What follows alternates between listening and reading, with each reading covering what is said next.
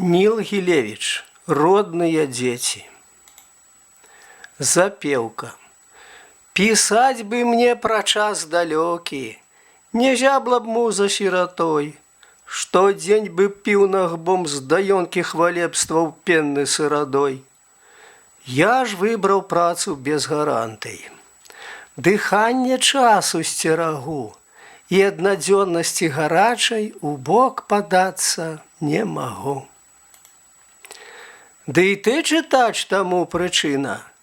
Ты вось, ты побач, ты са мной. І разлучыць нас немагчыма. Мы доляй звязаны адной. І хочаш ты пазнаць у кнізе жыццё, якому сам суддзя.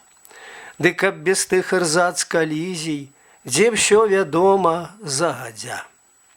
Каб пошук праўды ў ёй быў моцны, каб прачытаў, сабе наўздзіў усю зараз і смачна цмокнуў.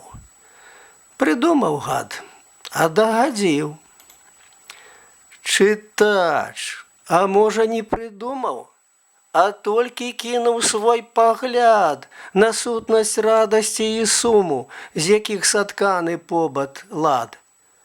Ды гэта тэма для дыскусій. Ты тут, брат, сам не дайся ўзман.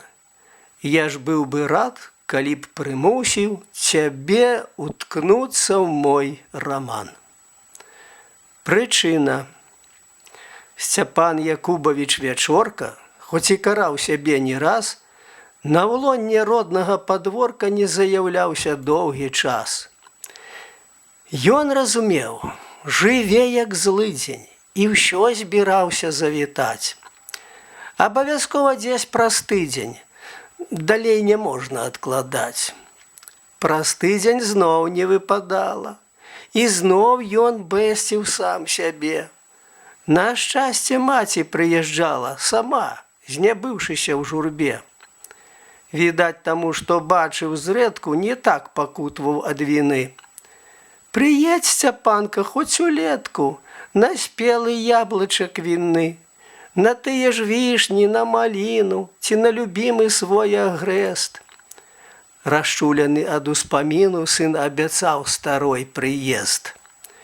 І шчыра верыў сам, і нават ужо ўяўляў, як на цянькі ідзе праз луг, па спелых травах сцяжынкай вогкай да ракі. Як разамлеўшы на спякоце, ён акунаецца ў віры, як растае салодка ў роце даспелы яблычак вінны. Як ён пад венічкам, як коча ў лазні брата Тамаша, а дыхту болей хоча не толькі цела, а й душа. Як потым матчыны кумпанкі з нагоды клікнутыя ў дом, сваёй дзявоччыны вяснянкі пяюць для госця за сталом. Як пасля ў суседняй вёсцы, дзе караніўся матчын род, гасцюе ён у дзядзькі лёксы, каштуе свежы з вузай мёд. А дзядзька сыпле, нібы з меха, навіны ўсякія, ды так, што ён заходзіцца ад смеху. О, дзядзька выдумаць мастак. І для душы спажытак быў бы, і адпачыць бы добра змог, і не было б у мамы крыўды, паеду ў свой каменны лог. Але, правёўшы маці, тут жа ён акунаўся з галавой не ў вір маленства. Праца, служба, штодзённа ў вір цягнула свой. Зноў бачыў, выбрацца не зможа. Уявы светлай тух прамень, і адкладаў ён падарожжа як бы да нейкіх перамен, да нейкай послабкі ад духі, што ўрэшце выпадзе яму, каб хоць на тыдзень сэрца й думкі даверыць котлішчу свайму. Была яшчэ адна прычына, што астуджала ўраз запал. Вы здагадаліся, жанчына, з якой знаёмы быў Сцяпан. Ды і не проста так знаёмы. Зусім не проста так. Над імі колісь дзень маёвы устаў як лёсу добры знак. Пасля да жудасці раптоўна той дзень бязлітасна патух. І доўга крыўдай невымоўнай цямрела ў сэрцы ноч пакут.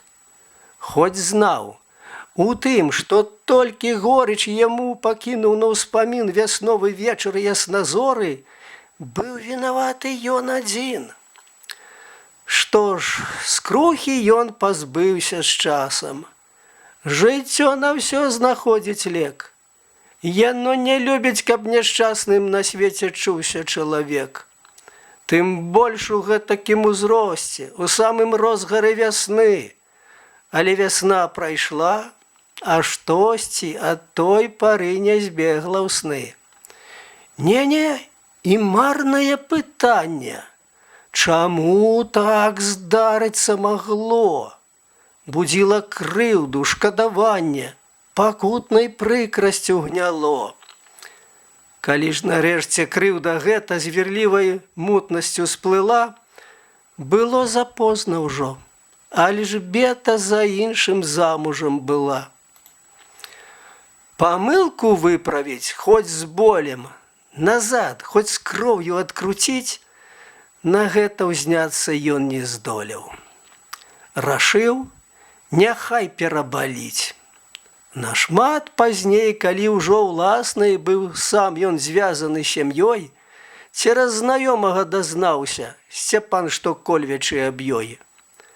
Альжбета шлюб свой разарвала. Ёй шчасця замуж не прынёс. І марнаваць яна не стала з нялюбым свой жаночы лёс. Ды вось мінулы год увосень яму прывезла маці ў дом такую вестку, што здалося, над галавою грымнуў гром. Да нас вучыцельку аднекуль прыслалі ў школу працаваць. Яшчэ ў тваім прыблізна веку, Альжбетай Францаўнаю зваць. Дык дзецям гэтак дорыць ласку, як маці родная, далі Бог. Альжбета Францаўна? Знянацку схаваць здзіўлення ён не змог. Ну так, а прозвішчам Кудзёлка, разводка быццам бы. Але па ўсім відаць, што не свісцёлка, да ўсіх з павагай у сяле. Сцяпану ў сэрца, як іголкай кальнула, вось дык навіна. Альжбета Францаўна Кудзёлка, няма сумнення, што яна. Маўчаў аглушаны, як быццам, і зразумець ніяк не мог, чаму ёй собіла прыбіцца якраз жа ў іх каменны лог. Ці ж мала школы ў іхнім краі, у межах вобласці ўсяе? Які ж асветнік ёй нараіў атайбавацца ў іх сяле? А можа быць, яна наўмысна зрабіла так? А для чаго? Нашто, калі ёй ненавісна любая згадка пра яго? Відаць, тут проста выпадковасць. Відаць, забылася суздром, што гэны кут яго мясцовасць, яго бацькоўскі родны дом. Была і ў нас, у нашай хаце, то ж вучыць Паўліка якраз. Дык ушчувала бацьку, маці, што той кладзецца спаць не ў час. І пра цябе спытала потым. Ці праўда, значыць, ці мана, што ты мой сын і згэтуль родам? І што? Здзівілася яна. Такі, гаворыць, талент звонкі радзіўся ў гэтакай глушы. Ад большай пэўнасці ў вячоркі паспакайнела на душы. Ну так, забылася няйначай. Што гаварыў я колісь ёй? Аб нашай вёсцы, школе нашай, аб першай музыцы маёй. От можа фокус быць вясёлы. Прыеду я, і як на грэх, адразу ўбачымся ля школы. І зноў па сэрцы цень прабег. Ён мусіў сам сабе прызнацца. Паклаўшы крыж на той бядзе, ён не хацеў бы сустракацца з былым ніколі і нідзе. Тут справа, знаў ён, не ў капрызах яго натуры. Справа ў тым, што калі нават попел прысак астыў, нашто капацца ў ім? А ёй? Хіба ёй будзе ў радасць узрушыць памяць гаркатой? Яна ж дагэтуль лічыць здрадай яго правінны ўчынак той. Калі ў яе спакой і немуць пануе ў сэрцы, не бунтуй, а вось па часе куды-небудзь перабярэцца і адтуль. У гэткіх роздумах, развагах бываў Вячорка ўсякі раз, калі матуля ў госці звала на адпачынак, на папас. І ўсякі раз яго паездка ізноў не месцілася ў план. Ды вось прыйшло пісьмо-павестка, якой чакаў ужо Сцяпан. Ты не забыўся, брат наш кроўны, струмені водар з родных слоў, што маме Сохвіі Пятроўне праз месяц 70 гадоў. Якраз на свята, на купалле, дык выкрый часу і прыедзь, каб потым людзі не казалі: парадуй маму і прыведзь. Сцяпан і сам у тлуме будняў не забываў пра юбілей. Ну што ж, рыхтуйся, сын аблудны, тут не адкласці надалей. На боку усякую нязмогу, на свята маці рушым, брат, каб нават падаў на дарогу перад табой каменны град. Ну, а наконт магчымай стрэчы, ці не пара прасцей, дзівак, глядзець на гэтакія рэчы? Табе ж за 40, як-ніяк. Ці мала што ў жыцці бывае, якіх вузлоў не вяжа лёс. Няшчасны той, хто ўсё прымае да сэрца блізка і ўсур'ёз. Спакойна, брат, звычайна стаўся і да сябе, і да людзей.